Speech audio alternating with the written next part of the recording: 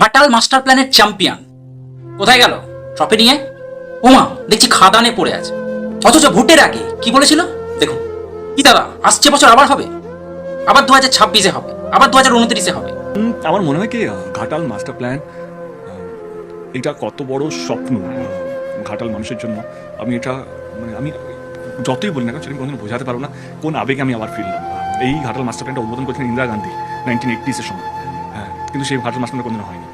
আমি ফিরেছি একটাই শর্তে, যদি ঘাটাল মাস্টার প্ল্যানটা হয়, এবং দিদি সেটাকে রাজি হয়েছেন এবং তিনি অ্যানাউন্সও করেছেন, এবং সেটা হবে। ঘাটাল মাস্টার প্ল্যানের কথা দেব আমাকে বলেছে। আমি ইতিমধ্যেই আলোচনা করে নিয়েছি আমার চিফ সেক্রেটারি এবং প্রভাত মিশ্র আমাদের ইরিগেশন সেক্রেটারির সাথে। যখন বন্যা হয় তখন কি বলছে দিদি? ডিবিসির সাথে সম্পর্ক রাখবো না, আন্দোলন হবে বৃহত্তর।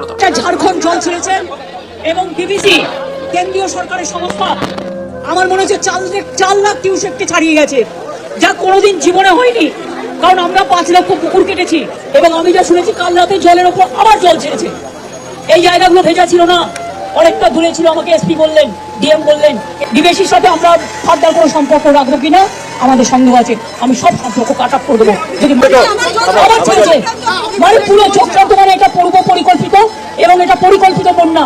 এটা আমাদের বৃষ্টির জলে বন্যা নয়। বড় আন্দোলনে যেতে হবে, এটা নিয়ে আমরা বড় আন্দোলনে যাবো। বাড়িতে আগুন লাগলে আগে জল দেবেন না, আন্দোলন করবেন। গ্রামে বন্যা হলে কিভাবে বাঁধ দেব, কিভাবে নদীগুলোকে ইন্টারকানেক্টেড করে একটা প্ল্যান ওয়েতে জলগুলো পাস করব, কোনো মাথায় প্ল্যানিং আছে? মাথায় তো খড়কুটো ঘুরে বেড়াচ্ছে। আন্দোলন লগ্নে জন্ম, খালি আন্দোলন করবে।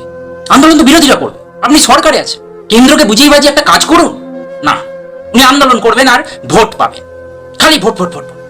বছরের পর বছর বন্যা হবে, উনি ত্রিপল, ছাতা, খাবার এগুলো বিলি করবেন। তাও 100টা বিলি করলে 2টো পৌঁছাবে, বাকিগুলো তার পার্টির ক্যাডারের কাছে ঢুকে যাবে। চাল চুরি, ত্রিপল চুরি, নিজে কিছু করবো না, সবসময় কেন্দ্রের দোষ। কেন সবাই পরিকল্পনা করছে বাংলাকে কিভাবে ভাতে মারবে, ডুবিয়ে মারবে, আর উনি খালি বন্যা হলে হাঁটু জলে যাবে, গিয়ে খিচ্ছি মেরি ভোট দেবো। দেখাচ্ছেন প্রাণ আমার হু হু করছে বন্যা পীড়িতদের জন্য।